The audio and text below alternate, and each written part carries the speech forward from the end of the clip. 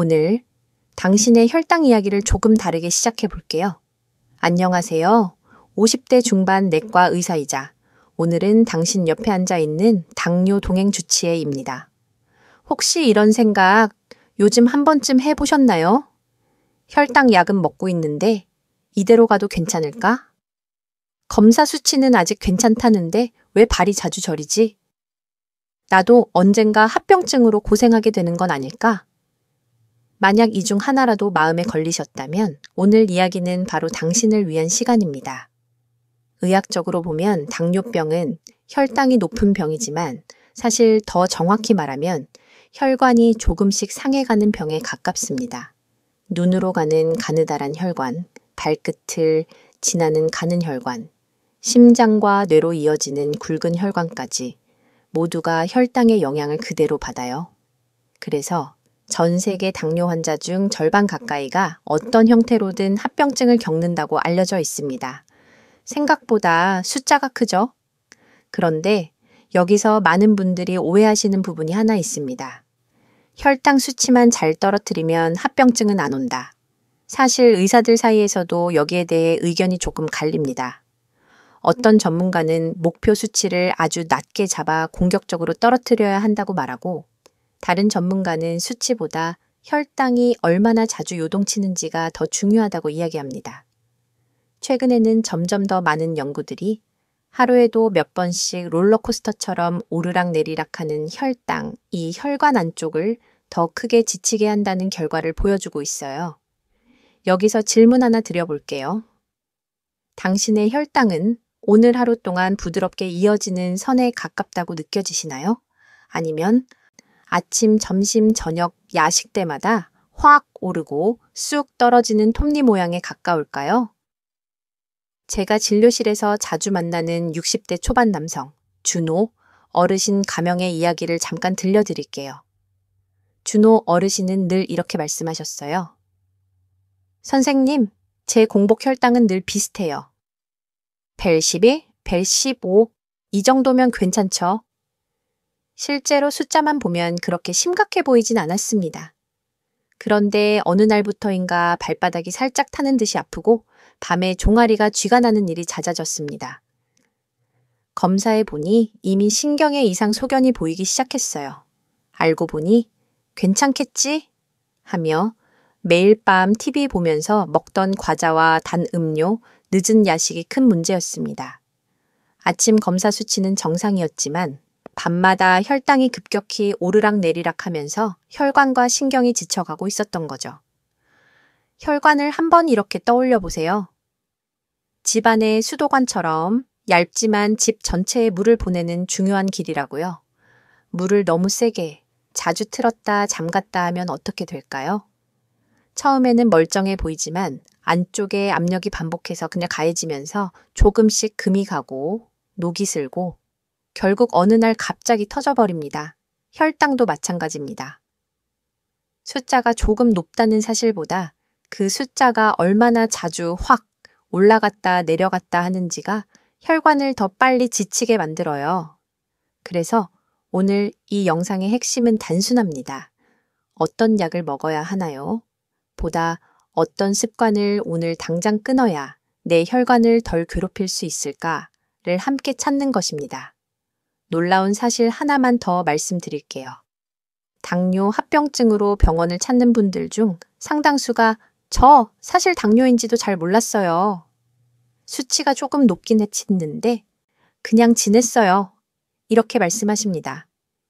다시 말해 합병증은 꼭 아주 높은 수치에서만 오는 게 아니라 별거 아니겠지 하며 그냥 지나친 작은 습관들 위해서 천천히 자라납니다. 그렇다면 지금 이 순간 당신이 무엇을 끊고 무엇을 바꾸느냐에 따라 5년, 10년 뒤의 삶은 완전히 달라질 수 있겠죠. 너무 걱정만 하실 필요는 없습니다. 좋은 소식도 있어요. 혈관은 생각보다 회복력이 좋은 조직입니다. 무너져 가던 수도관도 더 이상 무리한 압력을 주지 않고 조금씩 물의 양과 속도를 조절하면 오래 버티듯이요. 지금부터라도 혈관을 괴롭히는 습관 몇 가지만 끊어주면 이미 시작된 손상조차도 어느 정도는 늦추고 더 나빠지는 것을 막을 수 있습니다. 오늘 영상 끝까지 함께 해주시면 하루 중 어떤 시간대의 습관이 가장 위험한지, 많은 분들이 설마 이것도? 하고 놓치는 당뇨 습관 5가지가 무엇인지, 그리고 혈당을 지키는 3.1 생활 공식과 거의 모두가 헷갈리는 공복 식후 혈당 관리의 대표 실수 3가지까지 차근차근 정리해 드릴게요. 궁금하신 점이 있다면 마음속으로 메모해 두셨다가 영상 끝부분에서 제가 드리는 작은 챌린지와 함께 댓글로 나눠주세요. 다른 분들께도 큰 도움이 됩니다. 지금 한번 스스로에게 조용히 물어보세요. 나는 오늘 나도 모르게 혈당을 괴롭힌 습관이 몇 개나 있었을까? 이 질문을 가슴 한쪽에 살짝 올려두고 이어지는 다음 부분에서 지금 당장 끊으면 좋은 구체적인 습관들부터 하나씩 짚어보겠습니다. 이제 실제로 어떤 습관부터 내려놓아야 할지 하나씩 짚어볼게요. 아마 들으시면서 이거 나도 그런데? 싶은 부분이 꼭 나올 겁니다. 가장 먼저 말씀드리고 싶은 건 배 안 고픈데 입이 심심해서 먹는 습관입니다. 특히 밤 시간 TV 보면서 과자 한 봉지, 빵 한 조각, 달달한 커피나 주스 한 잔, 당뇨가 있든 없든 50, 60대 이후 혈당과 혈관에는 가장 부담이 되는 패턴이에요. 의학적으로는 식사 후 2시간 혈당이 180 이상으로 자주 올라가면 신경, 망막, 콩팥 혈관에 손상이 빨리 온다고 알려져 있습니다. 그런데 정작 진료실에서 혈당을 체크할 때는 대부분 공복 혈당만 보죠. 그래서 공복은 110이니 괜찮아요 라고 말하시지만 집에 돌아가서 저녁, 야식, 간식으로 혈당이 200, 230까지 치솟는 경우가 정말 많습니다. 여기서 한 가지 많은 분들이 놀라시는 사실이 있어요. 하루에 단 한 번 아주 높은 혈당이 반복되는 것만으로도 항상 조금 높은 상태보다 오히려 혈관 손상을 빨리 부를 수 있다는 연구들이 점점 늘고 있다는 겁니다. 예를 들어 낮에는 잘 드시고 움직이시다가 밤마다 과일, 빵, 과자를 한 번에 많이 드시는 패턴 말이에요. 물론 학자들 사이에서는 여전히 논쟁이 있습니다. 그냥 평균 혈당, HbA1c만 잘 떨어뜨리면 된다는 쪽과 아니야, 하루 중 혈당이 얼마나 출렁이는지가 더 중요하다는 쪽이 있죠. 최근에는 2가지를 모두 보도해 특히 밤 시간에 큰 혈당, 스파이크 급상승을 줄이는 것, 이 합병증을 늦추는 데 중요하다는 의견이 조금씩 힘을 얻고 있습니다. 이쯤에서 당신의 일과를 한번 떠올려 보실까요? 저녁 식사 후 TV, 휴대폰 보면서 조금만 한 입만 하다가 빈 접시를 만들어 본 적 혹시 오늘도 있으셨나요? 2번째로 끊어야 할 습관은 배고픔과 감정을 헷갈리는 습관입니다.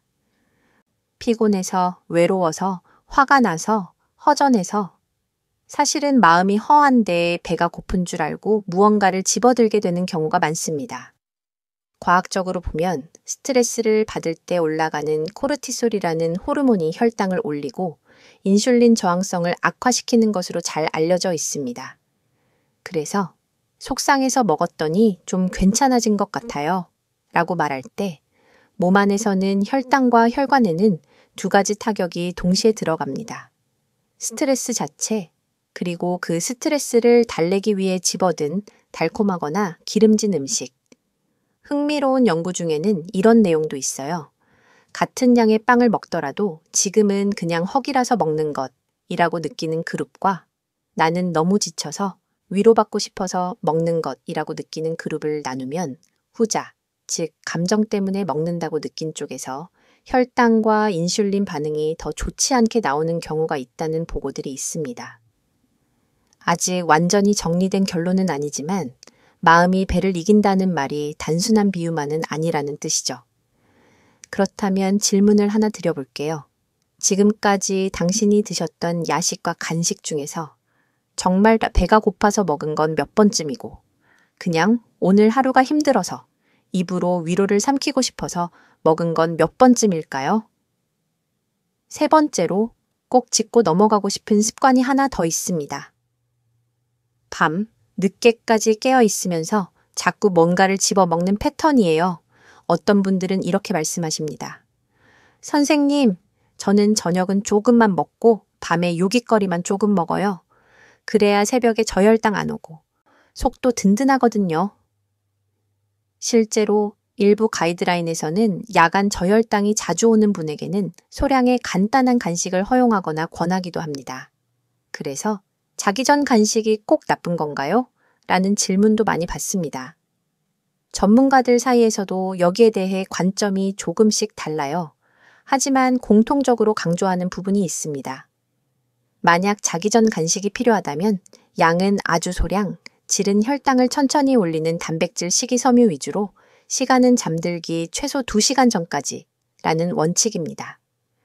문제는 현실에서는 이 원칙이 거의 지켜지지 않는다는 거죠. 쿠키 2-3개가 어느새 반 봉지가 되고 견과류 한 줌이 어느새 과일, 떡, 빵까지 곁들여지고 오늘은 그냥 피곤해서 라는 말로 스스로를 설득하다 보면 혈당 곡선은 밤늦은 시간까지 계속 위로 솟구칩니다. 몸은 쉬고 자야 할 시간에 췌장과 혈관은 계속 과로를 하는 셈이에요. 여기서 한번 상상해 보세요. 하루 종일 일하고 지친 당신이 밤 11시, 12시에 겨우 잠자리에 들었는데 누군가가 억지로 깨워서 일 좀 더 해! 하고 시킨다면 어떨까요? 당연히 짜증나고 지치고 다음 날까지 피로가 밀려오겠죠. 지금 당신의 췌장과 혈관이 딱 그 상태일지도 모릅니다. 그래서 오늘 2가지 결심만 먼저 정해보면 좋겠습니다. 첫째, 배고픔이 아니라 감정 때문에 먹는 밤 간식은 오늘부터 끊는다. 둘째, 어쩔 수 없이 간식을 먹어야 하는 날에도 양과 시간을 정해놓고 지키겠다. 혹시 이 말을 들으면서 근데 선생님, 이렇게 갑자기 끊으면 스트레스가 더 올라가고 그러면 또 혈당이 안 좋아지는 거 아닌가요? 이런 걱정이 드시나요? 맞아요. 그래서 중요한 건 완벽하게 끊기가 아니라 혈관을 덜 괴롭히는 방향으로 조금씩 줄이기입니다.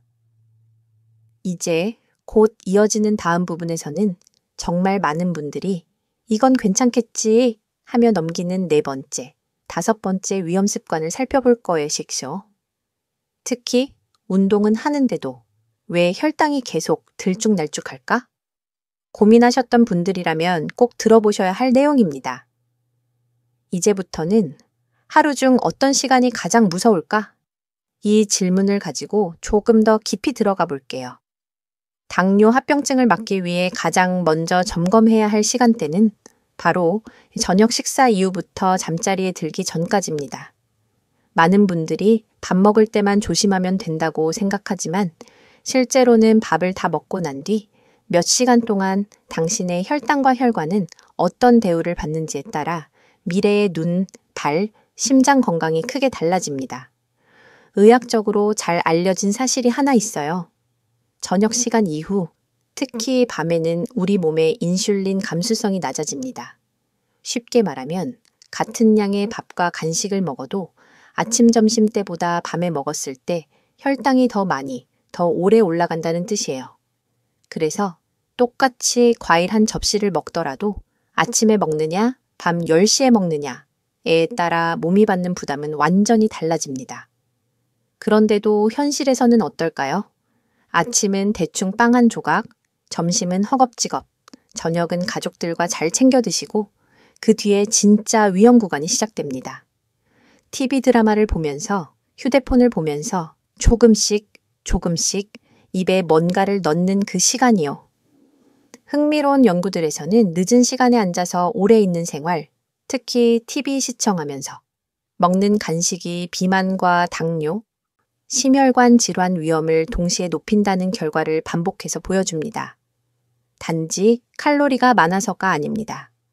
움직임이 거의 없는 상태에서 들어온 탄수화물이 혈당을 빠르게 올리고 이 혈당이 떨어지지 않은 채로 잠에 들면 밤새 혈관과 췌장이 쉬지 못하고 시달리게 되죠.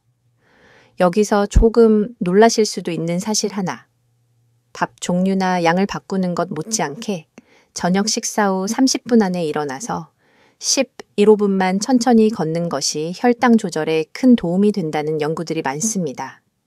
속도를 빨리 내서 헉헉거리는 운동이 아니라 집안이나 집 주변을 조용히 산책하는 정도만으로도 식후 혈당이 24식 정도 덜 오르는 경우가 있다는 거죠. 운동을 많이 해야 한다는 부담 대신 저녁 먹고 그냥 일어나서 조금만 움직인다는 작은 습관이 생각보다 큰 차이를 만들어냅니다. 물론 여기에도 전문가들 사이 의견 차이는 있습니다. 하루에 한 번 30분 이상 묶어서 운동하는 게 더 좋다는 쪽과 하루 여러 번 10분씩 쪼개서 움직이는 게 더 낫다는 쪽. 당뇨 환자에게는 어떤 방식이 더 효과적인지 여러 연구들이 진행 중이에요. 하지만 한 가지는 대부분의 전문가들이 동의합니다. 저녁 식사 직후에 완전히 가만히 누워버리는 습관은 혈당과 혈관에게 가장 나쁜 선택 중 하나라는 사실입니다. 여기서 한번 당신의 저녁을 떠올려 보세요. 밥을 다 드신 후에 보통 어떤 자세로, 얼마 동안 계시나요? 식탁에서 바로 소파로, 소파에서 바로 침대로, 혹시 이런 동선이 익숙하지는 않으신가요? 제가 진료실에서 만난 70대 여성 환자분 한 분이 떠오릅니다. 이분은 늘 이렇게 말씀하셨어요. 선생님, 저는 아침도 잘 챙겨 먹고, 낮에는 시장도 다니고, 집안일도 쉬지 않고 하는데요. 그래도 당화혈색소가 잘 안 떨어져요. 식단을 꼼꼼히 살펴봐도 낮 활동량도 꽤 괜찮았습니다. 그런데 하나 저녁 시간 패턴에서 문제가 발견됐어요. 밥 먹고 나면 다리가 자주 붓고 아파서 바로 누워서 TV를 보고 그때 과일이랑 간식을 조금 먹는다는 습관이었습니다. 우리는 함께 작은 실험을 했습니다. 저녁 간식은 반드시 식사와 함께 적은 양으로 옮기기 저녁 식사 후 15분만 집안을 천천히 서성거리며 정리하기 TV는 누워서가 아니라 등 받침 있는 의자에 앉아서 보기 딱 3가지를 3개월 동안만 지켜보셨는데 크게 바꾸지 않았는데도 당화혈 색소가 0.7 정도 내려갔고 밤에 다리쥐 나는 횟수도 눈에 띄게 줄었습니다. 여기서 당신께 조용히 여쭤보고 싶어요. 혹시 나는 밥 자체보다 밥 먹고 난 뒤에 시간을 더 위험하게 쓰고 있지는 않을까? 이제부터는 한 가지 작은 약속만 먼저 정해보셨으면 합니다.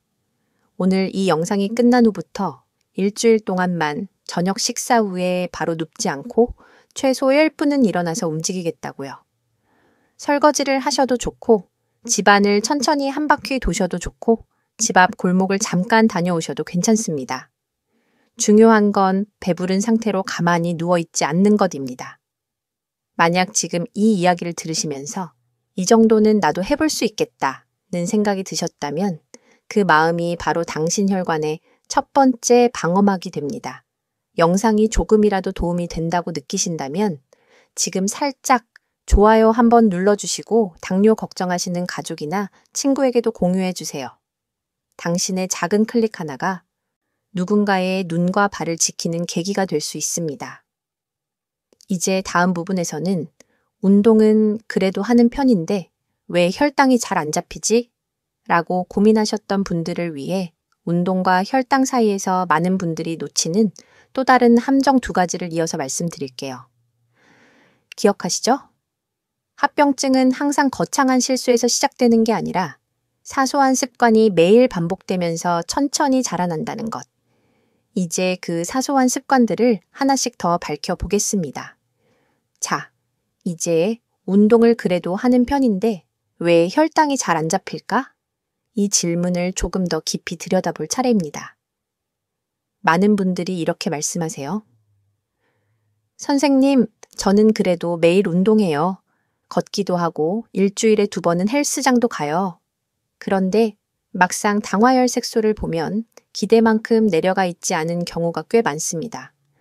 여기에는 우리가 잘 눈치채지 못하는 2가지 함정이 숨어 있습니다. 첫 번째 함정은 오래 앉아있는 시간은 그대로 둔 채 운동만 따로 떼어놓는 습관입니다. 의학적으로는 이런 생활을 액티브 카우치 포테이토라고 부르기도 합니다. 하루에 30분, 1시간은 열심히 걷거나 운동을 하지만 나머지 10시간 이상은 의자나 소파에 거의 붙어있는 생활 패턴 말이지요. 연구들을 보면 하루에 30분 운동을 하더라도 나머지 시간 내내 거의 앉아서만 지내는 사람과 운동 시간은 조금 짧아도 하루 중 틈틈이 일어나서 움직이는 사람의 혈당, 혈압 체중 조절이 꽤 다르게 나타나는 경우가 많습니다. 즉, 운동했으니까 됐다가 아니라 하루 전체를 얼마나 자주 깨워서 움직였는가가 중요하다는 뜻이에요. 그럼에도 불구하고 아직 일부 전문가들은 그래도 어찌되었든 30분 이상의 유산소 운동이 제일 중요하다고 말하기도 합니다. 반대로 다른 연구자들은 앉아있는 시간 자체를 줄이는 것이 약한 운동을 오래 하는 것만큼 중요하다고 강조하지요. 당신은 어떻게 생각하시나요? 하루를 떠올려 볼 때 운동 30분 플러스 나머지 10시간 앉아있기 쪽에 더 가깝나요? 아니면 틈틈이 자주 일어나서 움직이는 생활에 조금이라도 가까운가요? 두 번째 함정은 몸 상태와 상관없이 너무 빡센 운동을 갑자기 몰아서 하는 습관입니다. 특히 주말에만 운동하시는 분들이 여기에 많이 해당됩니다. 평일에는 거의 움직이지 않다가 주말에 갑자기 일러 2시간씩 빠른 속도로 걷거나 가파른 언덕을 오르거나 강도가 높은 헬스 운동을 몰아서 하시는 경우죠. 운동 자체는 물론 좋은 습관입니다. 하지만 당뇨가 있거나 혈관이 이미 좀 약해진 상태에서는 너무 과한 운동이 일시적으로 혈당과 스트레스를 함께 끌어올리고 근육과 관절, 심장에 부담을 줄 수 있습니다. 특히 준비 운동 없이 갑자기 시작하는 격렬한 운동은 혈압과 맥박을 급격히 올려서 당뇨 플러스 고혈압 플러스 고지혈증이 함께 있는 분들에게는 좋은 것보다 위험이 더 클 수도 있어요. 흥미로운 점은 무조건 강한 운동이 최고라고 생각하는 분들이 의외로 많다는 겁니다. 땀은 쏙 빠져야 운동한 느낌이 나지? 숨이 턱 끝까지 차야 효과가 있지 않겠어? 하지만 실제로는 당뇨 관리에는 중등도, 강도의 꾸준한 운동, 예를 들어 옆 사람과 대화는 가능한 속도의 걷기가 너무 힘든 운동보다 오히려 더 안정적인 효과를 보여주는 경우가 많습니다. 전문가들 사이에서도 이 부분에 대한 논의가 이어지고 있습니다. 일부는 짧고 강한 인터벌 운동, HIIT이 인슐린 감수성을 개선하는 데 효과적이다 라고 주장하고 또 다른 일부는 연령이 있고 기저질환이 있는 사람들에게는 지나치게 강한 운동이 부작용을 낳을 수 있으니 안전성과 지속 가능성을 우선해야 한다고 말합니다. 그래서 요즘 가이드라인은 점점 본인의 심장 관절 상태를 고려한 숨이 약간 찰 정도의 꾸준한 운동을 권하고 있어요. 여기서 스스로에게 한번 물어보셨으면 해요. 나는 지금 내 나이와 몸 상태에 맞는 속도로 움직이고 있을까? 아니면 젊었을 때 기준을 그대로 가져와 몸이 버티지 못하는 강도를 억지로 밀어붙이고 있지는 않을까? 제가 진료실에서 만난 60대 후반 남성 한 분은 직장을 은퇴한 뒤 건강에 힘을 써보겠다며 매일 아침 빠른 속도로 1시간씩 걷기 운동을 시작하셨습니다. 처음에는 몸이 가벼워지는 것 같았지만 어느 순간부터 밤에 저혈당 증상이 오고 무릎 통증이 심해져서 운동을 중단하는 날이 잦아졌어요. 결국 혈당은 다시 들쭉날쭉해졌고 나는 체질이 운동이랑 안 맞나 봐요 라며 좌절하셨죠. 우리는 함께 운동 계획을 다시 짰습니다. 1시간을 억지로 채우는 대신 아침, 점심, 저녁 식사 후에 10발 15분씩만 걷기로 하고 무릎이 아픈 날에는 집 안 정리, 계단 대신 평지 걷기 등으로 부담을 줄였습니다. 3개월 뒤 당화혈 색소는 서서히 내려가고 무릎 통증과 저혈당 증상도 많이 줄어들었습니다. 여기서 중요한 메시지는 단순합니다. 운동을 하느냐 안 하느냐보다 내 몸이 감당할 수 있는 리듬으로 하루 전체를 어떻게 나누어 움직이느냐가 합병증을 늦추는데 훨씬 더 중요하다는 것. 혹시 지금 이 말을 들으시면서 나는 운동을 의무처럼 몰아서 하는 편이었구나. 나는 한 번에 오래 걷고 나머지는 하루 종일 앉아 있었네. 하는 생각이 드신다면 그 깨달음 자체가 이미 큰 변화의 출발점입니다. 당신이 지금 보고 계신 이 영상이 조금이라도 도움이 된다면 같이 걱정하고 있을 친구나 가족 한 사람을 떠올려 보시겠어요? 오늘 들은 이야기 중 딱 한 가지라도 떠올라서 우리 저녁밥 먹고 10분만 같이 걸어볼까? 라고 손을 먼저 내밀어 주신다면 그게 바로 두 사람의 혈관을 동시에 지키는 첫걸음이 됩니다. 이제 다음 부분에서는 운동과 상관없이 앉아있는 삶 자체가 어떻게 혈당과 혈관을 조용히 망가뜨리는지, 그리고 집안에서도 쉽게 실천할 수 있는 마이크로 움직임 습관에 대해 이야기해 볼게요. 기억하시죠? 합병증은 거대한 사건이 아니라 매일 반복되는 작은 패턴들이 쌓여서 만들어진다는 것.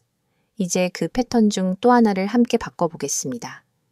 이제 4번째, 5번째 습관의 뿌리라고 할 수 있는 이야기를 해볼게요. 바로 앉아있는 시간이 너무 긴 삶입니다. 많은 분들이 이렇게 말씀하세요. 선생님, 저는 운동도 하고 집안일도 하는데요. 나머지 시간에 좀 앉아있는 게 뭐가 그렇게 나빠요? 의학적으로 보면 하루 총 운동 시간만큼 중요한 것이 하루 총 앉아있는 시간입니다. 연구들에 따르면 하루 8시간 이상 앉아있는 시간이 길어질수록 당뇨, 심장병, 뇌졸중, 심지어 일부 암의 위험까지 조금씩 올라가는 경향이 있다고 알려져 있어요. 특히 65세 이후에는 근육량이 줄어들기 때문에 같이 앉아 있어도 젊을 때보다 혈당과 혈류에 주는 악영향이 더 큽니다. 여기서 많은 분들이 놀라시는 사실이 하나 있습니다. 하루에 30, 40분 열심히 운동을 하더라도 나머지 시간을 거의 다 앉아서 보내면 운동 효과의 상당 부분이 줄어들 수 있다는 연구들이 계속 나오고 있다는 거예요. 그러니까 아침에 열심히 걷고 나머지 시간은 TV, 스마트폰 앞에 몇 시간씩 앉아있는 패턴이라면 몸 입장에서는 잠깐 좋았다가 다시 졸린 상태로 돌아가는 셈이죠. 물론 학자들 사이에서도 이런 논쟁이 있습니다. 그래도 분명한 건 일단 운동을 하는 사람이 전혀 하지 않는 사람보다 항상 더 낫다는 의견이 있는가 하면 운동보다 더 중요한 건 앉아있는 시간을 잘게 쪼개는 것이다 라는 주장이 점점 힘을 얻고 있어요. 요즘은 두 가지를 함께 강조하는 흐름입니다. 하루 30분 이상 걷기 플러스 30분마다 2, 3분씩 일어나기. 여기서 잠깐 스스로에게 물어보셨으면 해요. 나는 오늘 몇 시간이나 연속으로 자리를 안 떠나고 앉아 있었을까? 밥을 드시고 TV를 보시고 휴대폰을 보시고 어느새 2시간, 3시간이 훌쩍 지나가는 날이 한 주에 몇 번이나 있을까요? 몸 안에서는 어떤 일이 일어날까요? 오래 앉아 있으면 다리 근육이 거의 쓰이지 않으면서 혈당을 흡수해 쓰는 속도가 느려지고 혈액이 아래쪽에 고이면서 혈관 안 압력이 높아집니다. 쉽게 말해서 혈당은 천천히 쌓이고 혈관은 안쪽에서부터 살살 눌려서 피곤해지는 거예요. 조금 다른 비유를 들어볼까요? 피가 흐르는 혈관을 집 안 쓰레기를 실어 나르는 트럭이라고 상상해 보세요. 근육이 움직이면 움직일수록 트럭이 자주 오가며 피 속에 포도당과 노폐물을 잘 실어 나르는데 우리가 앉아서 거의 움직이지 않으면 트럭이 그냥 차고에 세워져 있는 시간이 길어집니다. 세워져 있는 동안 창고 안에는 점점 짐이 쌓이고 트럭 엔진도 굳어버리겠죠. 지금 당신의 다리 근육과 혈관이 혹시 그런 상태로 쉬고만 있지는 않을까요? 그래서 요즘 당뇨 전문의들은 운동을 얼마나 하느냐, 못지않게 앉아있는 시간을 얼마나 자주 끊어주느냐를 중요하게 여깁니다. 특히 30분이나 1시간마다 한 번씩 단 2초 3분이라도 일어나서 집안을 왔다 갔다 하거나 화장실에 다녀오거나 가볍게 스트레칭만 해도 혈당과 혈류순환이 훨씬 나아진다는 보고들이 있어요. 여기서 또 하나, 조금은 의외일 수 있는 사실이 있습니다. 어떤 연구에서는 하루 1만 보를 한 번에 몰아서 걷는 사람보다 하루 6천, 7천 보 정도를 여러 번 나누어 걷고 중간마다 자주 일어나는 사람들의 혈당 중성지방 수치가 더 좋게 나온 경우도 있어요. 그래서 요즘은 10,000보냐, 8,000보냐 숫자 싸움보다 앉아있는 시간 중간중간 몸을 깨우는 것, 이 중요한 포인트로 떠오르고 있습니다. 물론 모든 연구가 똑같은 결론을 내리는 건 아닙니다. 그래도 전체 걸음수와 심박수를 올리는 운동이 결국은 가장 중요하다는 의견과 앉아있는 시간을 줄이는 것만으로도 큰 효과가 있다는 의견이 서로 조금씩 다르게 이야기해요. 하지만 두 그룹 모두 공통으로 말하는 건 하나입니다. 하루 종일 거의 안 움직이는 삶은 어떤 약을 쓰더라도 어떤 음식을 골라도 혈당과 혈관에 독이 될 수 있다는 사실입니다. 이쯤에서 당신의 하루를 조용히 떠올려 보세요. 아침에 잠깐 움직인 뒤 오전 내내 의자에 앉아 계시진 않나요? 점심 식사 후 졸리다고 바로 소파에 기대서 휴대폰을 몇 시간이고 보시진 않나요? 그렇다면 당장 오늘부터 이렇게만 바꿔보셨으면 합니다. TV나 휴대폰을 보실 때 30분이 지나면 알람을 맞춰두고 일어나기. 전화를 받을 때 가능하면 자리에서 일어나서 걷기. 물이나 차를 마실 때 앉은 자리에서 마시지 말고 주방까지 직접 걸어가서 컵을 채우기. 이건 거창한 운동 계획이 아닙니다. 앉아있는 삶에 작은 쉼표를 찍는 습관이에요. 이런 마이크로 움직임이 하루에 10번, 20번 쌓이면 당신의 혈당 곡선은 조금 더 완만해지고 다리 붓기, 저림, 피로감도 눈에 띄게 줄어들 수 있습니다. 혹시 지금 그 정도로도 정말 차이가 날까요? 하는 의문이 드시나요? 저도 진료 초반에는 그렇게까지 기대하지 않았습니다. 하지만 실제로 마이크로 움직임만 집중해서 바꾸고 3개월, 6개월 뒤에 당화혈색소, 중성지방, 허리둘레가 함께 좋아진 분들을 여러 번 보면서 제 생각도 많이 바뀌었어요. 이 영상을 보고 계신 당신도 이미 마음속으로 작은 결심을 하나 하셨을지 모르겠습니다. 적어도 오늘만큼은 1시간 이상 계속 앉아 있지 않겠다. 만약 이 결심이 마음에 조금이라도 와 닿으신다면 지금 이 순간 잠깐 영상 멈추고 의자에서 일어나 방 안을 한 바퀴만 돌아보실까요? 그 한 걸음이 5년 뒤 발과 눈, 심장을 지키는 아주 소중한 예고편이 될 수 있습니다.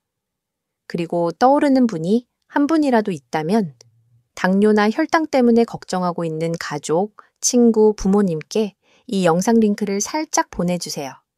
우리 앉아있는 시간만이라도 같이 줄여볼까? 이 한 문장이 두 사람의 삶을 바꿀 수도 있습니다. 이제 다음 이야기에서는 혈당만큼이나 중요한 수면과 스트레스 습관이 합병증과 얼마나 깊게 연결되어 있는지, 그리고 오늘 당장 끊어야 할 생각 습관까지 함께 살펴볼 거예요. 기억하시죠?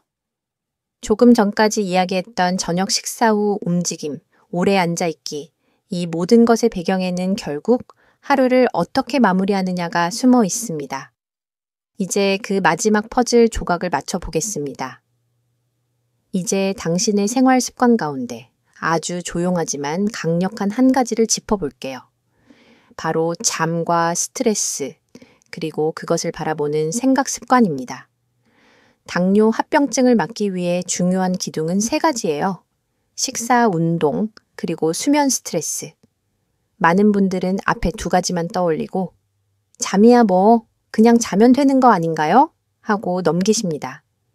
하지만 의학적으로 보면 잠은 혈당을 조용히 흔드는 보이지 않는 손과 같습니다. 연구에 따르면 하루 4-5시간 정도로 잠을 줄인 사람들은 정상적인 수면을 취한 사람보다 인슐린 저항성이 눈에 띄게 올라가고 혈당이 잘 떨어지지 않는 경향이 있습니다. 쉽게 말해 잠을 줄이면 똑같은 밥을 먹어도 몸이 설탕을 더 서툴게 다룬다는 뜻이에요. 여기서 많은 분들이 놀라는 사실이 하나 있어요. 단 하룻밤만 잠을 크게 줄여도 다음날 혈당 수치와 식욕 호르몬이 눈에 띄게 변한다는 결과들이 있다는 거예요. 그러니까 요즘 좀 피곤해서 며칠만 줄여 자야지 라고 가볍게 생각한 것이 당뇨를 가진 몸에는 꽤 큰 흔들림으로 다가올 수 있습니다. 하지만 전문가들 사이에서는 여전히 논의가 있습니다. 정확히 몇 시간을 자야 가장 건강한가? 라는 문제죠. 일반적으로 7-8시간이 좋다고 알려져 있지만 65세 이상에서는 6.7시간이 더 적당하다는 의견도 있고 낮잠을 28-30분 정도 자는 것이 도움이 된다는 연구도 있습니다. 반대로 낮잠을 길게 자면 오히려 밤잠의 질이 떨어져 전체적인 혈당 조절에 방해가 된다는 보고도 있어요. 여기서 중요한 건 정확히 몇 시간보다 하루의 리듬이 일정한가, 깊고 편안한 잠이 꾸준히 이어지는가입니다. 한번 스스로에게 물어보세요. 나는 요즘 몸이 스스로 회복할 수 있을 만큼 충분하고 규칙적인 잠을 허락해주고 있을까? 제가 진료실에서 만난 한 60대 여성분은 혈당은 그렇게 높지 않은데도 피곤함과 두통, 가슴 두근거림, 손떨림을 자주 호소하셨어요. 식단도 꽤 잘 지키고 저녁 산책도 꾸준히 하고 계셨습니다. 그래서 저는 마지막으로 이렇게 여쭤봤어요. 요즘 잠은 어떠세요? 그분의 대답은 이랬죠. 새벽까지 드라마 보고 중간중간 깨서 화장실 다녀오고 아침에 일어나면 늘 머리가 멍해요. 우리는 식단보다 잠을 먼저 손보기로 했습니다. 밤 11시 이후에는 TV와 휴대폰을 끄기, 자기 전 간식은 끊고 따뜻한 물이나 무카페인 차로 마무리하기 잠들기 전에 오늘 잘한 것 3가지를 떠올리며 심호흡하기 3주 정도가 지나자 그분의 새벽 공복 혈당이 조금씩 안정되기 시작했고 무엇보다 머리가 맑아졌다는 말을 먼저 하셨어요. 몸이 쉬어야 할 시간에 정말 쉴 수 있게 해준 것, 그 작은 변화가 혈관과 신경의 여유를 만들어준 거죠. 여기서 또 하나 조금 의외일 수 있는 이야기를 드릴게요. 잠이 부족한 것만 문제가 아니라 너무 오래, 너무 늦게까지 눕는 습관도 혈당과 혈관에는 좋지 않을 수 있습니다. 특히 새벽까지 깨어 있다가 아침을 넘겨자고 낮에 활동량이 줄어드는 패턴은 몸의 생체 리듬을 크게 흐트러뜨려요. 일부 연구에서는 수면 시간보다 언제 자고 언제 일어나는가가 더 중요하다는 결과도 있습니다. 즉, 밤 12시 전후에 자고 아침에 자연스럽게 깨는 리듬이 당뇨 관리에 더 유리할 수 있다는 뜻이죠. 그렇다면 지금 당신의 잠은 혈당을 도와주는 편인가요? 아니면 모르는 사이에 살짝 방해하고 있는 편인가요? 여기에 스트레스가 더해지면 이야기는 조금 복잡해집니다. 스트레스를 받을 때 분비되는 코르티솔은 당장 에너지를 쓰기 위해 혈당을 올리는 역할을 합니다. 단기간이면 괜찮지만 계속 신경이 곤두서 있는 삶, 이 오래되면 혈당이 쉽게 내려가지 않는 몸으로 바뀌죠. 재밌는 점은 스트레스 자체보다 스트레스를 바라보는 생각 습관, 이 혈당에 더 깊은 영향을 줄 수 있다는 연구들도 있다는 겁니다. 예를 들어, 같은 상황에서 나는 왜 이렇게 못났지? 왜 이것밖에 안 되지? 라고 자신을 탓하는 사람과 그래, 오늘은 힘들었지만 그래도 여기까지 온 나도 괜찮다 라고 스스로를 다독이는 사람의 심박수, 혈압, 스트레스 호르몬 반응이 다르게 나타난다는 거죠. 당뇨를 가진 많은 분들의 머릿속에는 이런 문장이 자주 떠다닙니다. 이미 늦었어. 나는 어차피 안 될 거야. 합병증은 결국 오는 거잖아. 이 생각 자체가 긴장과 두려움을 키우고 밤잠을 뒤척이게 만들고 다시 혈당을 흔듭니다. 그래서 오늘 우리가 끊어야 할 습관 중 하나는 내 몸과 미래를 향한 지나치게 비관적인 말버릇이에요. 한번 자신에게 이렇게 말해 보실까요? 그래, 완벽하진 않지만 나는 오늘도 내 혈관을 위해 조금씩 배우고 조금씩 바꾸고 있다. 이렇게 마음을 돌려 세우는 말 한마디가 스트레스를 조금 낮추고 잠을 조금 깊게 하고 혈당 곡선을 부드럽게 만드는 작은 시작이 됩니다. 혹시 지금 이 이야기를 들으시면서 나도 잠을 좀 더 챙겨야겠다. 이제는 나 자신을 너무 몰아붙이지 말아야겠다는 생각이 드시나요? 그 마음이 들었다면 이 영상이 당신에게 분명히 도움이 되고 있다는 뜻입니다. 잠깐 여기서 부탁 하나 드릴게요. 혹시 주변에 밤마다 잠이 안 온다. 스트레스 때문에 혈당이 더 오르는 것 같다. 걱정하는 분이 떠오르신다면 이 영상을 함께 나눠주세요. 좋아요와 구독, 그리고 공유 한 번이 누군가의 밤과 혈당을 지켜줄 수 있습니다. 이제 다음 이야기에서는 구체적으로 어떤 생각과 말 습관을 지금 당장 끊어야 하는지, 그리고 합병증을 늦추는 사람들의 공통적인 마음가짐에 대해 조금 더 깊이 들어가 보겠습니다. 기억하시죠? 습관을 바꾸는 일은 몸에서만 시작되지 않습니다. 생각이 바뀔 때 몸도 그 방향을 천천히 따라가기 시작합니다. 이제부터는 눈에 잘 보이지 않지만 합병증을 조용히 재촉하는 또 하나의 습관을 이야기해 볼게요. 바로 몸 상태를 대충 짐작으로만 판단하는 습관, 그리고 검사약 진료를 미루는 습관입니다. 당뇨 합병증은 어느 날 갑자기 하늘에서 뚝 떨어지지 않습니다. 대부분은 수년 동안 조금씩 진행되다가 어느 순간 눈에 띄는 증상으로 나타나요. 의학적으로도 당뇨 망막병증이나 신장병증은 이미 검사 수치가 나빠지기 훨씬 전부터 조금씩 시작된다고 알려져 있습니다. 그래서 당뇨 진단을 받은 분들에게는 1년에 한 번 이상 눈 혈관 검사, 소변 담백 검사, 발 상태 확인을 권하는 거예요. 그런데 실제 진료실에서 보면 어떨까요? 지금은 불편한 게 없어서요. 약 잘 먹고 있으니까 괜찮겠죠 뭐. 이렇게 말하며 몇 년씩 검사를 미루시는 분들이 아주 많습니다. 여기서 조금 놀라운 사실 하나를 말씀드릴게요. 당뇨 합병증으로 실명 위기에 처한 분들 중 적지 않은 비율이 시력이 갑자기 나빠져서 병원에 왔다고 말하시지만 안과 검사 결과를 보면 이미 2주 3년 전부터 망막의 작은 출혈과 부종이 진행되고 있었던 흔적이 보입니다. 그동안 몸은 계속 신호를 보내고 있었는데 우리가 나이 들어서 그런가 보다 하고 넘긴 거죠. 전문가들 사이에도 이런 논의가 있습니다. 정기검사를 무조건 자주 받는 것보다 생활 습관을 바꾸는 데 집중해야 한다는 의견과 생활 습관은 어느 정도 시간이 걸리니 최소한 합병증을 초기에 잡아내기 위한 검사는 반드시 일정 강역으로 받아야 한다는 의견이 서로 부딪히죠. 요즘에는 두 가지를 함께 권하는 추세입니다. 생활은 조금씩 바꾸되 검사는 최소한의 안전망으로 삼자하는 쪽으로요. 한번 스스로에게 질문해 보실까요? 나는 지난 1, 2년 사이에 눈, 신장, 발에 대한 정기 검사를 한 적이 있었나? 제가 기억나는 60대 후반 남성 환자분이 있습니다.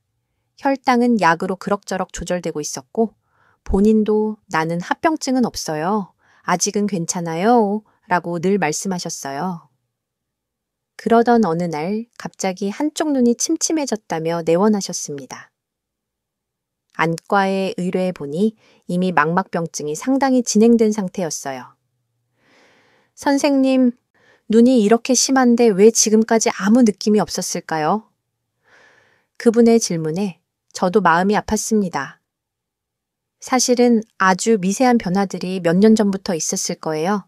하지만 우리 뇌는 한쪽 눈이 조금 나빠져도 다른 한쪽 눈으로 보완하며 설마 병 때문이겠어? 나이 탓이겠지. 하고 넘어가는 경우가 많습니다. 여기서 우리가 지금 당장 끊고 싶어지는 습관이 하나 생기죠. 바로 괜찮겠지, 설마 나한테까지 하고 스스로를 달래는 생각입니다. 또 하나 중요한 문제는 약에 대한 태도입니다. 어떤 분들은 약을 너무 두려워해서 약 많이 먹으면 간, 콩팥 다 나빠진다더라 는 말만 믿고 임의로 용량을 줄이거나 멋대로 끊어버리시기도 합니다.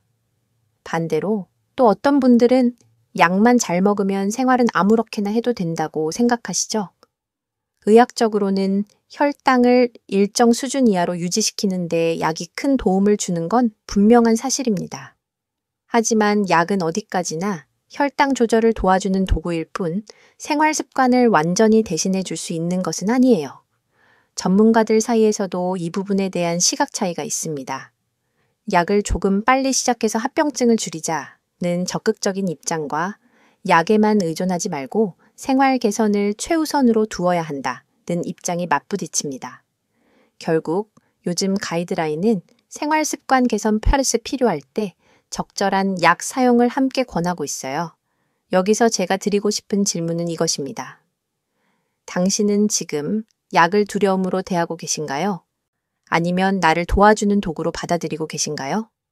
한 70대 여성 환자분은 당화혈색소가 꽤 높은 상태였는데도 주변에서 약 오래 먹으면 콩팥 나간다고 해서 밥만 먹었어요. 라고 고백하셨습니다. 결국 몇 년 뒤 오히려 콩팥 기능이 더 많이 떨어져 버렸죠.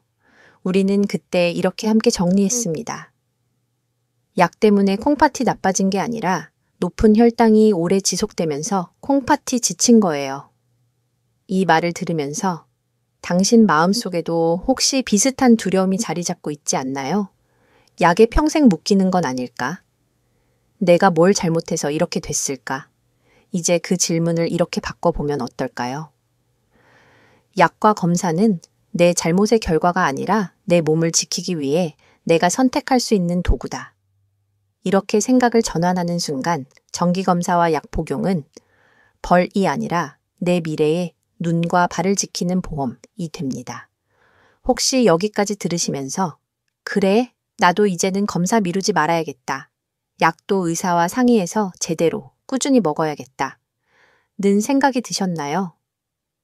그 마음이 들었다면 당신은 이미 합병증을 늦추는 방향으로 방향타를 돌리고 있는 겁니다. 이 영상이 도움이 되셨다면 혹시 검사 미루고 있는 가족이나 지인이 떠오르지 않으시나요? 우리 올해 안에 눈 신장 검사는 꼬박꼬박 하자. 이 말 한마디를 전해주기 위해 지금 이 영상을 함께 공유해 주세요. 당신의 한 번의 공유가 누군가의 시야와 발끝을 지켜줄 수 있습니다. 이제 이어지는 다음 이야기에서는 지금까지 정리한 습관들을 바탕으로 당뇨 합병증을 늦추는 사람들의 3.221 생활 공식과 그래도 이 세 가지만은 꼭 끊자는 핵심 습관을 함께 정리해 볼 거예요. 기억하시죠? 병은 숫자로만 보지 않고 삶 전체의 리듬으로 바라볼 때 비로소 방향을 크게 바꿀 수 있다는 것.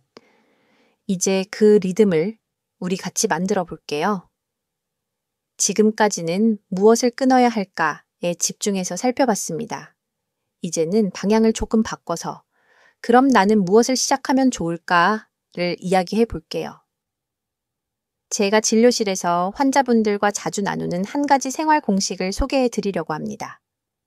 바로 제가 부르는 당뇨 합병증을 늦추는 3-1 생활 공식입니다. 이 공식은 어렵지 않습니다. 숫자 그대로 하루에 3번, 지번, 1번만 기억하시면 됩니다. 먼저 3입니다. 3은 하루 3번 식후 10분 움직이기를 뜻해요. 의학적으로도 잘 알려져 있습니다. 하루에 150분 이상의 중등도 운동, 예를 들어 빠르지 않은 걷기를 하면 당뇨와 심장병 위험이 줄어든다는 건 이미 여러 연구에서 확인됐습니다. 그런데 흥미로운 연구들이 하나둘 더해지고 있어요.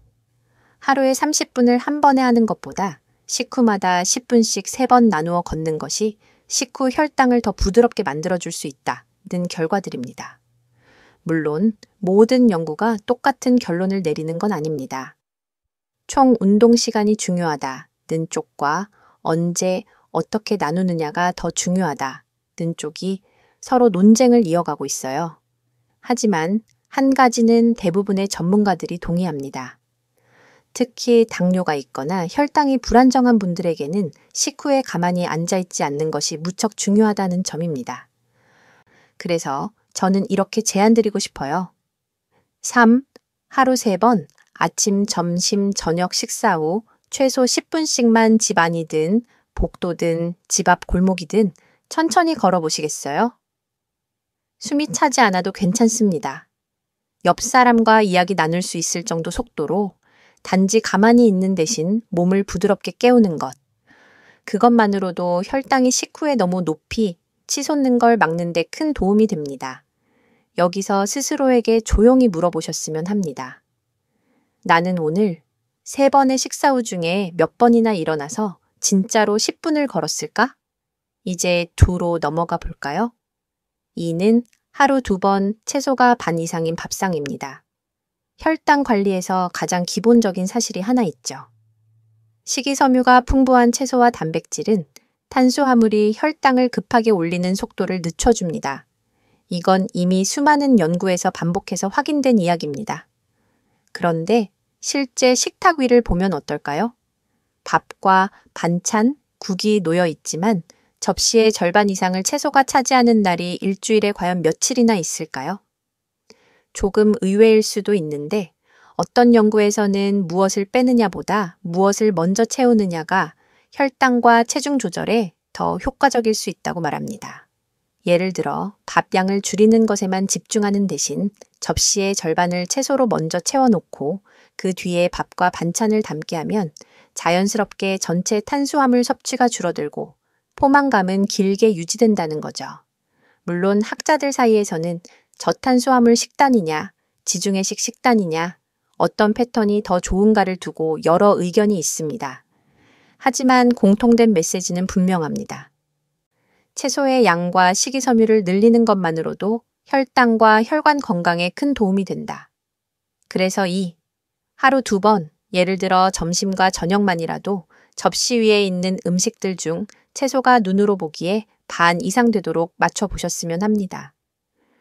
상추, 시금치, 배추김치, 나물, 오이, 당근. 결국 어떤 채소든 괜찮습니다. 단, 국에 떠다니는 몇 조각이 아니라 정말 내 눈에 먼저 들어오는 양이 되도록요. 한번 상상해 보세요. 당신의 식탁 위에서 밥과 고기가 중심에 있던 자리를 채소가 조용히 앞으로 한 발 나와서 차지하는 모습을요. 당신의 혈관은 그 변화 하나만으로도 숨을 조금 더 편하게 쉴 수 있게 됩니다. 마지막으로 1호입니다. 1은 하루 한 번 나를 점검하는 시간입니다. 여기서 말하는 점검은 꼭 혈당을 재는 것만을 뜻하지는 않습니다. 물론 가능하다면 하루에 한 번 의사가 권한 시간대에 혈당을 재어 기록하는 것도 좋습니다. 하지만 그보다 더 중요한 건 오늘 하루 내 몸이 어떤 신호를 보냈는지 잠깐이라도 돌아보는 시간이에요. 예를 들면 이런 것들입니다. 오늘은 유난히 발바닥이 화끈거리지 않았는지, 상처가 났는데 평소보다 더디게 낫고 있지는 않은지, 머리가 자주 아프거나 시야가 잠깐 흐려진 순간은 없었는지.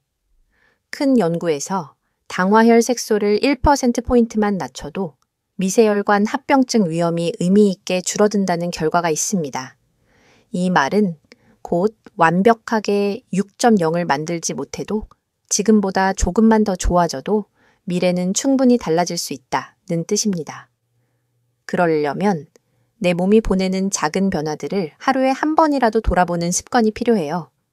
그 시간은 잠들기 전 3분이면 충분합니다. 오늘 나는 식후 10분 걷기를 몇 번 했지? 오늘 밥상에서 채소가 반 이상이었던 끼니는 몇 번이었지?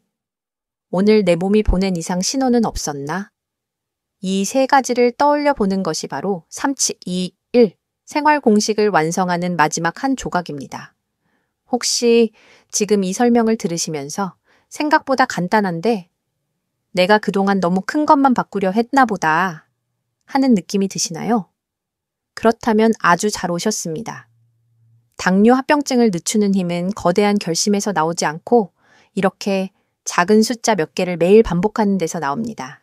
이제 당신께 조용히 여쭤보고 싶어요. 당신의 하루에 3번의 식후 10분, 2번의 채소가 반 이상인 밥상, 1번의 자기 점검 시간을 오늘부터라도 초대해 볼 수 있을까요? 다음 이야기에서는 조금 전에 예고 드렸던 대로 많은 분들이 헷갈려 하시는 공복, 식후, 혈당 관리에서의 대표적인 실수 3가지를 짚어볼 거예요. 기억하시죠? 수치 자체보다 중요한 건 그 수치를 둘러싼 당신의 습관과 해석이라는 것. 이제 그 해석을 함께 바로잡아 보겠습니다. 이제 약속드렸던 많은 분들이 헷갈려 하시는 공복, 식후, 혈당 이야기로 들어가 볼게요. 당뇨 합병증을 막기 위해 지금 당장 끊어야 할 습관 중에는 음식이나 운동만이 아니라 숫자를 바라보는 잘못된 습관도 포함됩니다. 진료실에서 제일 자주 듣는 말이 있어요. 선생님, 공복 혈당은 괜찮다는데요. 아침에 잰 수치만 보고 안심해버리는 거죠. 첫 번째 실수는 바로 이것입니다. 공복 혈당만 보고 식후 혈당은 대충 짐작하는 습관. 의학적으로는 공복 혈당과 함께 식후 2시간 혈당, 그리고 당화혈 색소 HbA1c를 함께 보라고 권합니다. 공복은 밤 사이에 몸이 얼마나 안정적으로 혈당을 관리했는지, 식후 혈당은 밥을 먹었을 때 몸이 얼마나 빨리 설탕을 처리하는지, 당화혈 색소는 지난 2.3개월 동안 평균적으로 어떤 상태였는지를 보여주죠. 그런데 현실에서는 어떨까요? 집에서 혈당을 재실 때 아침 공복만 재도 되겠지? 하고 나머지는 생략하는 경우가 많습니다. 그러다 보니 아침 수치가 110, 115 정도로만 나오면 나는 괜찮다고 생각하게 돼요. 놀라운 건 공복 혈당은 거의 정상인데 식후 혈당은 220, 240까지 치솟는 분들도 꽤 많다는 겁니다. 즉, 당뇨 합병증은 공복 혈당이 아니라 식후 반복되는 급상승에서 더 빨리 자라날 수 있다는 이야기죠. 전문가들 사이에서도 이런 논의가 있습니다. 그래도 공복 혈당이 제일 중요하다는 전통적인 입장과 당화혈색소와 식후 혈당이 실제 합병증과 더 밀접하다는 입장이 서로 다른 연구들을 근거로 이야기를 합니다. 요즘에는 세 가지를 함께 보도해 특히 식후 혈당이 너무 높게 자주 치솟지 않도록 관리하자는 쪽으로 점점 의견이 모이고 있어요. 여기서 한번 스스로에게 물어보셨으면 합니다.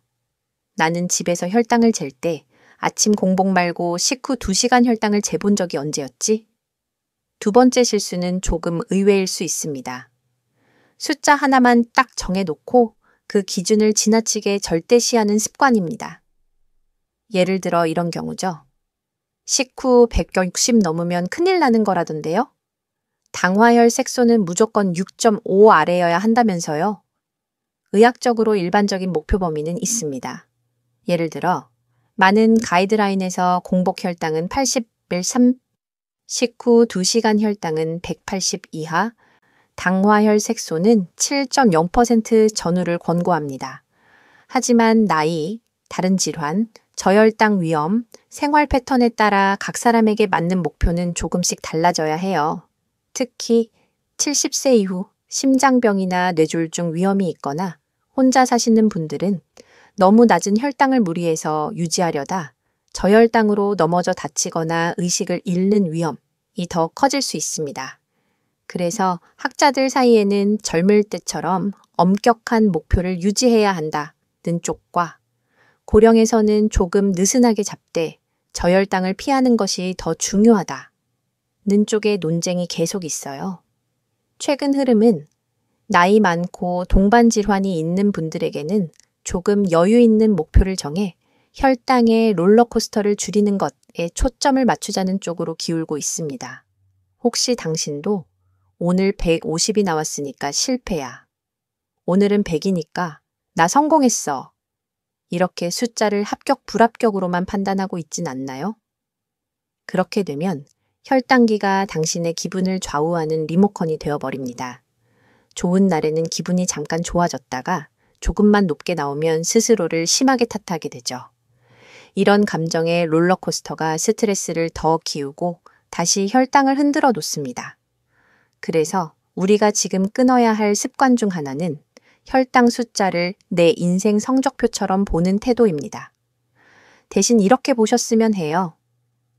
오늘 혈당은 내가 앞으로 어떻게 조절하면 좋을지 알려주는 지도일 뿐이다. 세 번째 실수는 수치만 보고 몸의 신호는 무시하는 습관입니다. 예를 들면 이런 경우죠.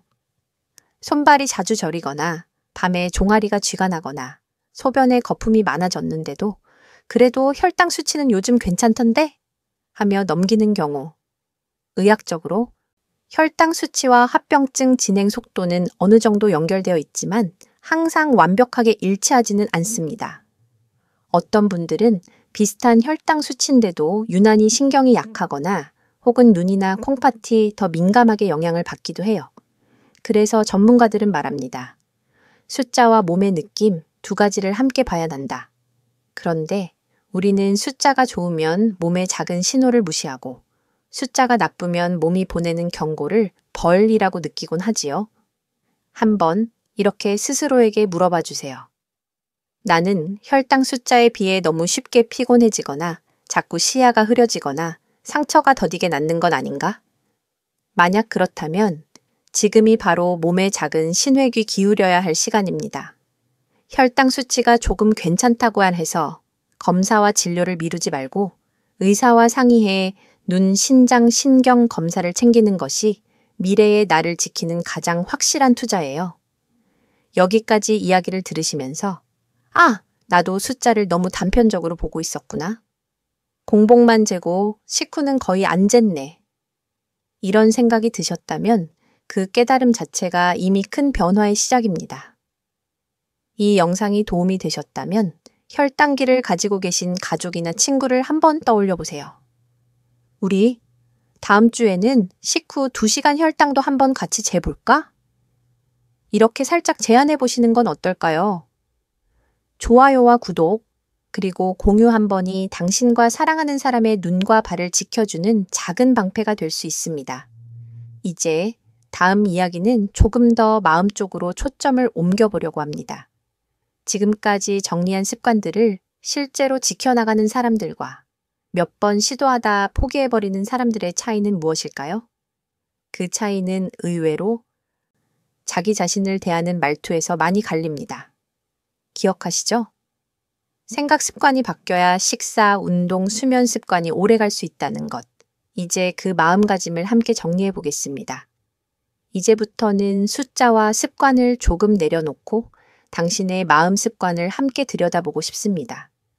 왜냐하면 같은 약을 먹고 같은 운동을 해도 어떤 분은 꾸준히 해나가고 어떤 분은 몇 번 하다가 에이, 안 되겠다 하고 포기해버리기 때문이에요. 그 차이는 의외로 자기 자신에게 어떤 말을 건네는가에서 많이 갈립니다. 의학 연구들에서도 이런 사실이 점점 더 밝혀지고 있습니다. 자신에게 지나치게 엄격하고 비난적인 사람들보다 실수했을 때 그래도 괜찮아, 다시 해보자 하고 스스로를 다독이는 사람들의 경우 스트레스 호르몬 수치가 더 낮고 혈압과 심박수도 더 빨리 안정된다는 결과들이 있어요. 쉽게 말하면 자기 자신에게 조금 더 친절한 사람이 몸도 덜 긴장한다는 뜻이죠. 놀라운 건 이 자기 대화 습관 하나가 식사, 운동, 수면 습관을 유지하는 데에도 큰 영향을 줄 수 있다는 점입니다. 난 왜 이것밖에 안 돼? 라고 스스로를 몰아붙이는 사람보다 오늘은 여기까지였지만 내일은 한 걸음만 더 내딛어보자 고 말하는 사람이 실제로 6개월, 1년 뒤에도 생활 습관을 더 잘 지키는 경향이 있다는 연구들이 있어요. 물론 학자들 사이에서는 이런 논쟁도 있습니다. 자기 연민, 셀프 컴패션, 이 사람을 게으르게 만들 수도 있다는 우려와 오히려 자기 비난이 사람을 더 쉽게 지치게 만든다는 주장 사이의 싸움이죠. 최근에는 진정한 자기 연민은 변명이나 포기가 아니라 나를 소중히 여기기 때문에 더 좋은 선택을 하려는 태도라는 쪽으로 조금씩 합의가 모이고 있습니다. 한 번 당신 안에서 자주 들리는 목소리를 떠올려 보셨으면 해요. 혈당이 조금 높게 나올 때, 오늘 야식을 참지 못했을 때, 운동을 빼먹었을 때, 당신은 스스로에게 어떤 말을 건네시나요? 역시 나는 안 돼. 내가 그렇지 뭐. 이래서 합병증 오는 거지, 뭐. 혹시 이런 문장들이 익숙하게 느껴지신다면 그 말들이 혈관을 직접 상하게 하진 않더라도 당신의 의지를 조금씩 갉아먹고 있을지 모릅니다. 의지가 약해지면 다시 한번 좋은 선택을 해볼 기회도 줄어들죠. 반대로 이렇게 말해볼 수도 있습니다. 그래, 오늘은 실패한 끼니가 있었지만 그래도 아침에 몇 분은 걸었잖아. 오늘은 간식을 참지 못했지만 내일은 집에 들이기 전부터 장바구니에서 빼보자. 나는 여전히 배우는 중이고 이 과정을 통해 내 혈관을 조금씩 지키고 있다. 이건 단순한 마음 다독이기가 아닙니다. 몸 입장에서는 이런 말들이 스트레스 반응을 줄여주고 잠을 조금 더 깊게 만들고 다음날 다시 좋은 선택으로 이어질 가능성을 높여주는 아주 현실적인 치료예요. 여기서 작은 질문 하나 더 드려볼게요. 당신이 사랑하는 사람, 예를 들어 자녀나 손주 혹은 배우자가 당뇨 때문에 힘들어하며 나는 왜 이것밖에 안 되지? 라고 말한다면 당신은 그 사람에게 뭐라고 답해 주실까요? 그래, 넌 원래 그런 애야. 이렇게 말하지는 않으시겠지요. 대부분 이렇게 말씀하실 겁니다. 아니야, 너 이미 잘하고 있어. 조금씩만 더 해보자. 그 따뜻한 말 한마디를 이제는 당신 자신에게도 나누어 주셨으면 합니다. 당뇨 관리의 길 위에서 당신은 환자이기도 하지만 당신을 돌보는 첫 번째 보호자이기도 하니까요. 여기서 또 한 가지 중요한 사실을 나눌게요. 사람은 혼자 있을 때보다 누군가와 함께할 때 좋은 습관을 더 오래 지키는 경향이 있습니다. 그래서 최근에는 당뇨 교육에서도 커뮤니티와 동행을 강조하는 흐름이 강해지고 있어요. 병원, 보건소, 온라인 모임 등에서 비슷한 고민을 가진 사람들끼리 식단과 운동, 혈당 기록을 공유하며 서로 응원해 줄 때 혼자 있는 사람들보다 혈당 조절이 더 잘 되는 경우가 많다는 연구들이 있습니다. 물론 나는 이런 거 이야기하기 부끄러워요. 당뇨 있다고 티 내기 싫어요. 이렇게 느끼실 수 있어요. 그래서 꼭 큰 모임에 나가지 않으셔도 괜찮습니다. 가장 가까운 사람 한 명만 있어도 됩니다. 배우자, 가족, 친구, 혹은 이 영상을 함께 보고 있는 누군가. 우리 저녁밥 먹고 10분만 같이 걸을까? 우리 이번 주는 야식 줄이는 주간 해보자. 이렇게 가볍게 제안해 보는 것부터 시작할 수 있어요. 여기서 한번 마음속으로 떠올려 보셨으면 합니다. 당신 주변에 함께 손잡고 걸어가고 싶은 사람이 한 명 떠오르시나요? 그 사람이 누구든 당신이 먼저 작은 변화를 제안할 때 그 사람의 혈관도 함께 지켜질지 모릅니다. 혹시 지금 이 영상을 보시면서 나 혼자만의 싸움이라고 생각했는데 이제는 조금 덜 외롭다는 느낌이 드신다면 그 마음을 꼭 기억해 주세요. 그 감정이 앞으로 일주일, 1개월, 1년을 버티게 해주는 힘이 됩니다. 이야기를 조금 정리해 볼까요? 우리가 오늘 끊고자 하는 습관은 단지 야식, 과자, 움직이지 않는 생활만이 아닙니다. 나는 어차피 안 될 거야. 이미 늦었어. 합병증은 운이지 뭐. 이런 포기하는 말 습관도 이제는 천천히 내려놓고 싶습니다. 지금 이 영상을 보고 계신 당신은 이미 포기를 선택하지 않은 사람입니다. 그래도 한번 드러나 보자 하고 이 긴 이야기를 여기까지 따라오셨으니까요. 혹시 이 말들이 마음에 조금이라도 닿았다면 이제 당신 차례입니다. 당신의 이야기, 당신의 각오를 댓글로 살짝 남겨주실래요? 비슷한 길을 걷고 있는 분들께 큰 위로와 용기가 될 겁니다. 이제 다음 부분에서는 지금까지의 내용을 한번 부드럽게 묶어보면서 앞으로 일주일, 1개월 동안 어떻게 실천 계획을 세우면 좋을지 조금 더 구체적인 그림을 그려볼 거예요. 기억하시죠? 병을 이기는 힘은 특별한 사람에게만 있는 게 아니라 지금 이 순간 마음 한구석에서 한 번 더 해볼까 라고 속삭이는 당신 안의 작은 목소리에서 시작된다는 것. 그 목소리를 우리 함께 키워보겠습니다. 지금까지 우리 꽤 긴 길을 함께 걸어왔죠. 야식 이야기부터 앉아있는 시간, 운동, 수면, 스트레스, 숫자를 보는 눈, 그리고 마지막에는 스스로에게 건네는 말투까지. 이제는 한 걸음 물러서서 그래서 나는 앞으로 어떻게 살면 좋을까를 조용히 정리해보는 시간이 필요합니다. 의학적으로 보면 당뇨 합병증의 위험을 줄이는데 가장 중요한 요소는 크게 4가지라고 말합니다. 혈당, 혈압, 콜레스테롤, 그리고 흡연 여부. 그래서 어떤 전문가는 이렇게 말해요. 혈당만 보지 말고 4가지 숫자를 동시에 관리해야 한다. 반대로 또 어떤 전문가는 생활 습관을 바꾸지 않은 채 숫자만 조절하면 결국 언젠가는 한계가 온다. 고 이야기합니다. 결국 요즘에는 숫자 8, 습관 8은 마음. 이 3가지를 함께 다루는 것이 합병증을 늦추는 가장 현실적인 길이라는데 조금씩 의견이 모이고 있습니다. 여기서 당신에게 한번 여쭤볼게요. 지금 당신의 삶을 떠올려 볼 때 이 3가지 중에서 가장 약한 고리는 어디에 있을까요? 숫자에 대한 이해일까요? 식사, 운동, 수면 같은 습관일까요? 아니면 스스로에게 건네는 마음의 말투일까요? 지금부터 우리가 할 일은 다 바꾸자가 아닙니다. 그 대신 내 약한 고리 하나에 집중해서 힘을 조금 더 실어주자에 가까워요. 여기서 잠깐 한 장의 종이를 떠올려 볼게요. 종이 위에 동그라미 3개를 그려 놓습니다. 하나는 몸, 식사, 운동, 수면, 하나는 숫자, 혈당, 혈압 검사, 또 하나는 마음, 생각, 말, 습관이라고 적어보세요. 그리고 나 자신에게 솔직해져 봅니다. 3개 중에서 지금 내가 가장 돌보고 있지 못한 부분은 어디지? 혹시 나는 몸은 그래도 신경 쓰는데 마음은 늘 나를 탓하고 있네. 라고 느끼신다면 이번 한 달은 마음 동그라미에 동그라미 2줄을 더 쳐주는 겁니다. 반대로 숫자에 관심이 없었다면 이번 달만큼은 공복뿐 아니라 식후 혈당도 2번은 재본다. 이 정도의 작은 목표를 정해보는 거죠.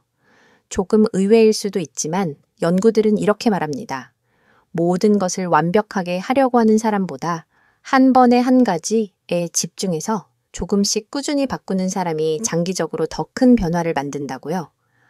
그렇다면 질문을 바꿔볼까요? 나는 앞으로 1개월 동안 어떤 한 가지에 집중해 보고 싶은가? 어떤 분에게는 이렇게 정리될 수도 있습니다. 나는 저녁밥 먹고 눕는 습관을 이번 달 안에 꼭 끊겠다.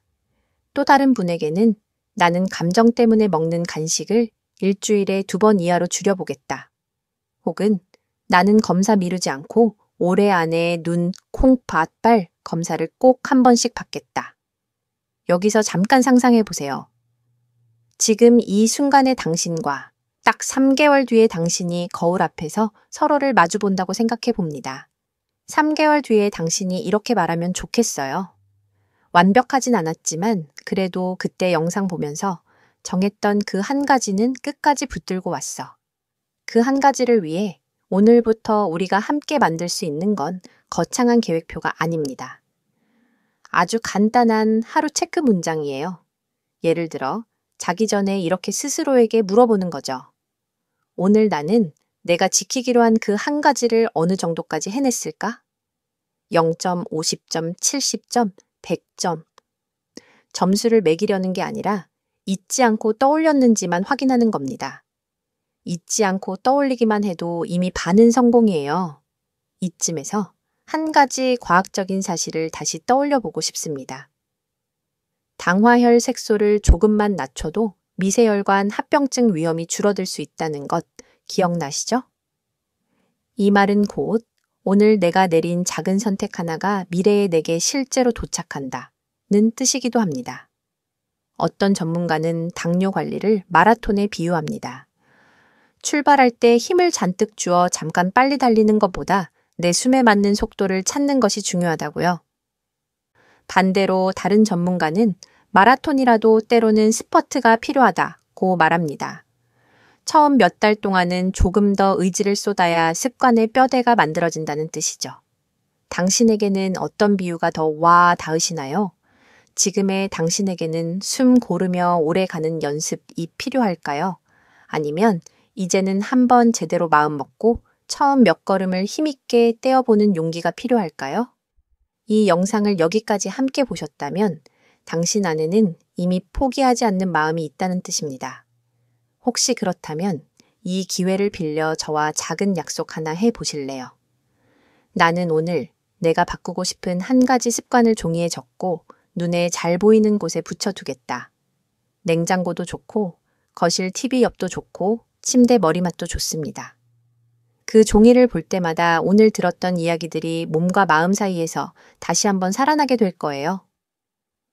만약 이 영상이 당신의 마음 한 구석을 조금이라도 움직였다면 지금 떠오르는 다짐을 짧게라도 메모해 두세요. 그리고 가능하다면 댓글로 나누어 주세요. 당신의 결심 한 줄이 다른 누군가에게는 나도 해볼까? 라는 용기를 불러일으킬 수 있습니다. 이제 마지막 12번째 이야기에서는 우리가 함께 걸어온 내용을 부드럽게 끌어안으면서 앞으로 7일 동안 같이 해볼 작은 챌린지를 선물처럼 건네드리려고 합니다. 기억하시죠?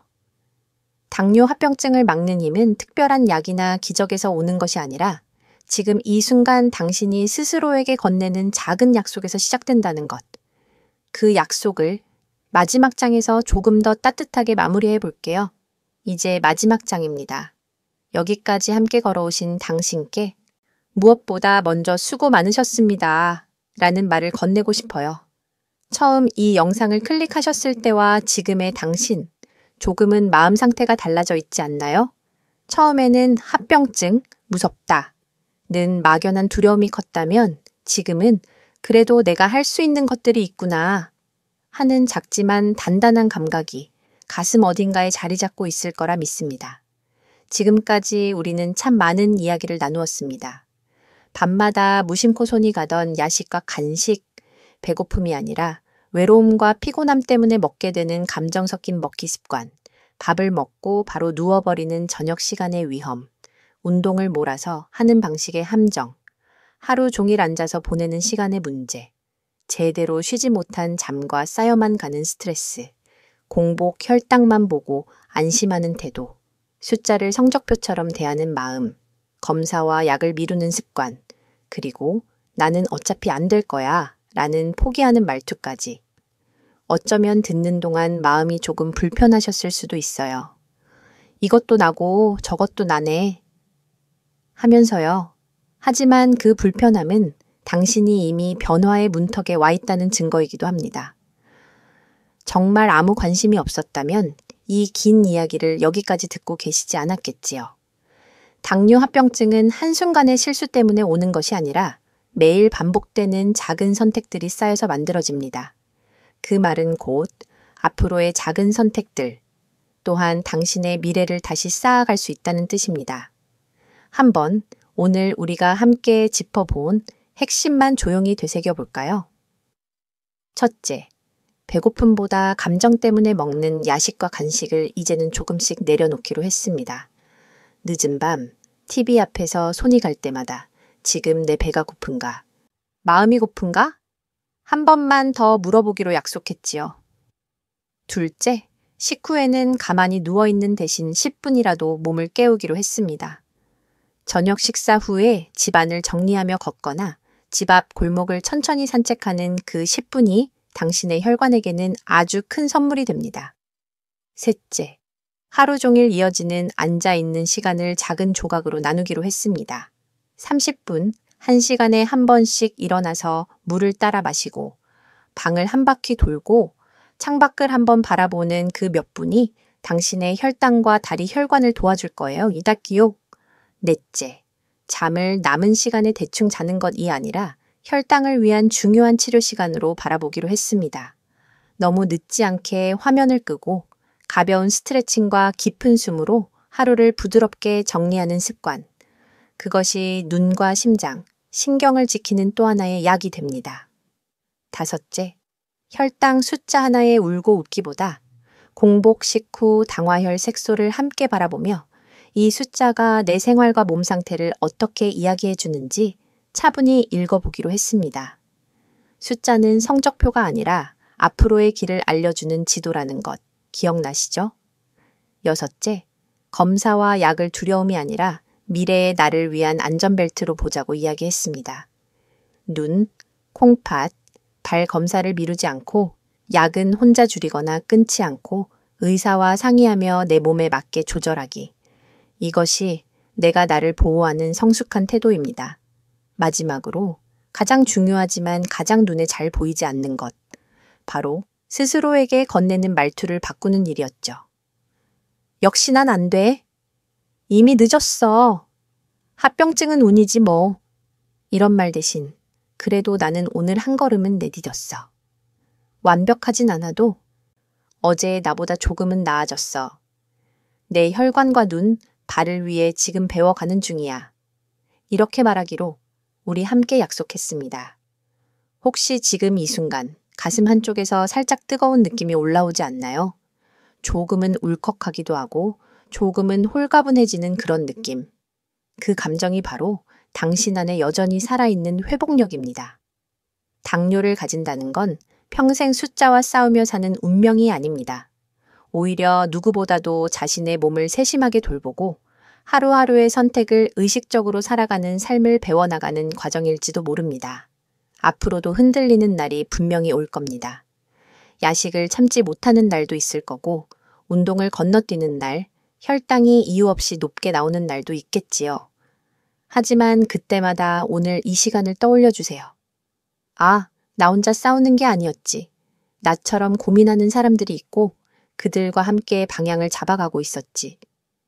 이 채널이, 이 영상이 당신에게 그런 동행이 되어줄 수 있다면 저는 의사로서, 그리고 한 사람 동료 인간으로서 더 바랄 것이 없겠습니다.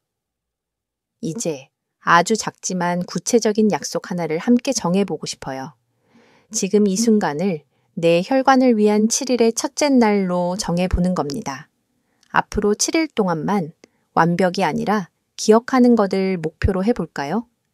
하루에 한 번 자기 전에 이 3가지만 떠올려 보세요. 오늘 나는 식후 10분 걷기를 몇 번 했는가? 오늘 내 밥상에서 채소가 반 이상이었던 끼니는 몇 번이었는가? 오늘 나는 나 자신에게 어떤 말을 가장 많이 건넸는가? 이 3가지를 떠올리고 적어보는 7일. 이것이 바로 당뇨 합병증을 늦추기 위한 당신과 나의 작은 공동 프로젝트입니다. 가능하다면 당신의 첫날을 댓글로 나눠주세요. 저는 오늘 저녁 야식을 한 번 참았습니다. 저는 오늘 식후에 10분이라도 집안을 걸었습니다. 그 짧은 한 줄이 다른 분들께는 큰 용기가 될 거예요. 이제 이렇게 마무리하고 싶습니다. 당신은 생각보다 훨씬 강한 사람입니다. 그리고 무엇보다 당신의 몸은 지금 이 순간에도 살아내기 위해, 회복하기 위해 조용히 최선을 다하고 있습니다. 그 몸을 위해 오늘 당신이 내린 작은 결심 하나를 진심으로 응원합니다. 지금 이 순간을 다 같이 마음속에 적어볼까요? Day 17 챌린지 시작.